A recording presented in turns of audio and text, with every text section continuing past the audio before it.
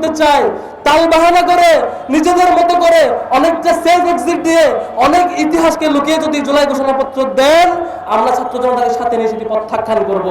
আমাদের সকল ইতিহাসকে স্মরণ করে, সকল যে ভিক্টিমাইজ হওয়ার সকল ইতিহাস, আমাদের গণ-অভ্যুত্থানের যে দীর্ঘ যাত্রা, প্রত্যেকটা যাত্রাকে স্মরণ করে স্বীকৃতি দিয়ে সকল ক্যাটাগরি ভিকটিমকে, নিরপরাধ মানুষ যে ভিকটিম হয়েছে সবকিছুকে স্বীকৃতি দিয়ে এই জুলাই গণ-অভ্যুত্থানের ঘোষণাপত্র দিতে হবে। যদি কোনো কারো তালবাহানাকে মেনে নিয়ে কোনো ষড়যন্ত্রের সাথে আপোষ করে বিকৃত ঘোষণাপত্র দেওয়া হয়, সেটির বিরুদ্ধে আমাদের ছাত্র জনতা এবং ইসলামী ছাত্র শিবির রাস্তায় থাকবে ইনশাআল্লাহ।